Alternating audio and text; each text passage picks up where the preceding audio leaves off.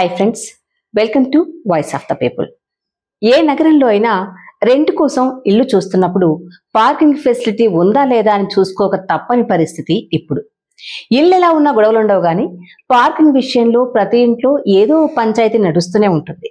ఇదిగో ఇలాంటి గొడవల నేపథ్యంలోనే తీసిన సినిమా పార్కింగ్.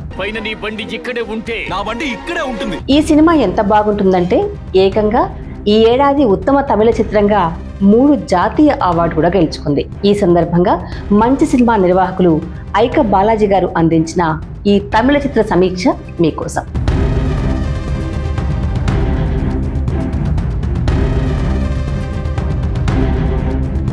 ఈశ్వర్ ఓ సాఫ్ట్వేర్ ఇంజనీర్.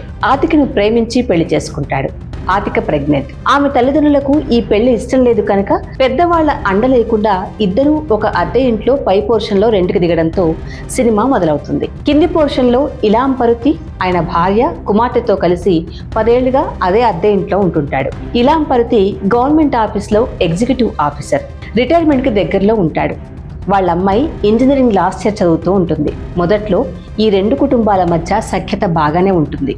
అయితే సాఫ్ట్వేర్ ఇంజనీర్ ఈశ్వర్ కారు కొనుక్కుంటాడు. అది కూడా తన భార్య కోసం. ఆమెను హాస్పిటల్కి తీసుకెళ్లాల్సి వస్తే ఆటోల్లోనో ఇతర ట్యాక్సీల్లోనో తీసుకెళ్లడం ఇబ్బందని, స్వంత కారు అయితే కొంత సౌకర్యంగా ఉంటుందని అతని ఆలోచన.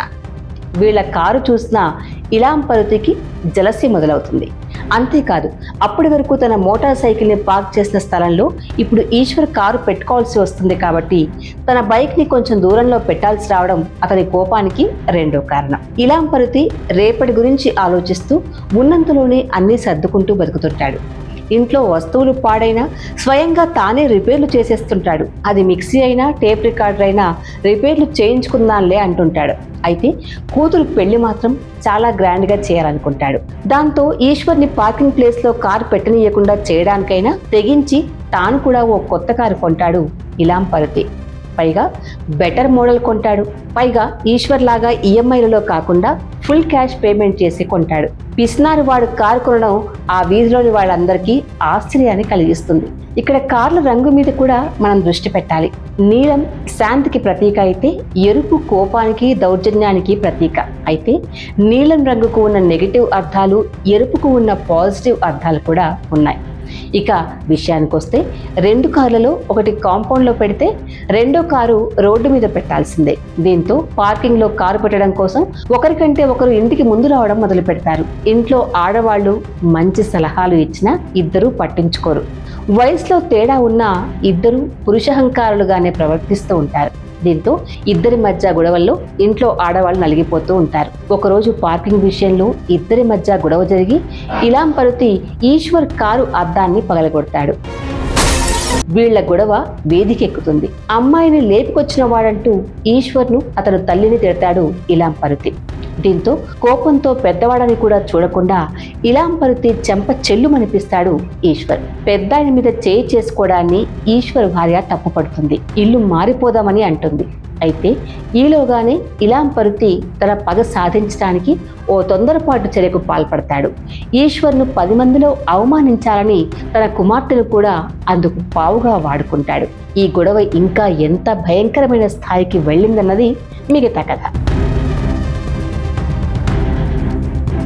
దర్శకుడు ఈ కథను ఎంత సహజంగా రాసుకున్నాడో అంతే బలంగా చిత్రీకరించాడు. సినిమా మొదలైన కొద్దిసేపటికే ఒక ఉత్కంఠకు లోనే తెర ముందు మనల్ని మనం పార్క్ చేసుకుంటాం. చాలా తక్కువ పాత్రల్ని ఎంచుకున్నప్పటికీ వాటిని వాస్తవానికి చాలా దగ్గరగా ఆవిష్కరిస్తూ నడిపించిన తీరు మనల్ని ఆకట్టుకుంటుంది. మామూలు మనుషులు కూడా సాటి మనిషి మీద ఎంతటి హింసకైనా తెగించడానికి ఎలా వెనకాడరో ఈ సినిమా చూపిస్తుంది. అయితే ఇదే మనుషులు చిన్న అవకాశం దొరికినా తమలో మానవీయ గుణాలు మిగిలే ఉన్నాయని నిరూపిస్తుంటారు. మనందరి మీద శ్రమదోపిడీ చేస్తున్న పెట్టుబడిదారుల మీద మనకు కోపం రావాలి, కానీ మనకేనాడు వాళ్ళ మీద కోపం రాదు. గొడవలన్నీ పక్కవాడితోనే. మన వర్గమిత్రులతో ఇగోలకు పోకుండా చిన్న సర్దుబాట్లు చేసుకుంటే ఎలాంటి పరిస్థితుల్లోనైనా మనల్ని మనం కాపాడుకోవడం అనేటువంటి విషయాన్ని ఈ సినిమా మనకి ఆవిష్కరించి చూపించింది. మనం జీవిస్తున్న కాలానికి పార్కింగ్ ఒక గొప్ప ప్రతిబింబం. మన వెహికల్స్ పార్కింగ్ అనేది ఒక ప్రధాన సమస్యే. కాకపోతే ఇలాంటి విషయం మీద సినిమా తీయటం అభినందించాల్సిన విషయమే. ఈ చిత్రంలోని నటీనటుల విషయానికి వస్తే ఇది ఖచ్చితంగా ఎంఎస్ భాస్కర్ సినిమా. ఆయనకు ఉత్తమ సహాయక నటుడిగా జాతీయ అవార్డు దక్కింది. ఈ సినిమాకు బెస్ట్ స్క్రీన్ ప్లే అవార్డు కూడా వచ్చింది. Philomin Raj editing, Sam CS music, Jiju Sunny cinematography ఈ సినిమాకి అదనపు ఆకర్షణలు. జియో హాట్‌స్టార్ లో తెలుగు డబ్బింగ్ తో పాటు అందుబాటులో ఉంది ఈ సినిమా. చూడాలనుకునే వాళ్ళు తప్పకుండా చూడండి.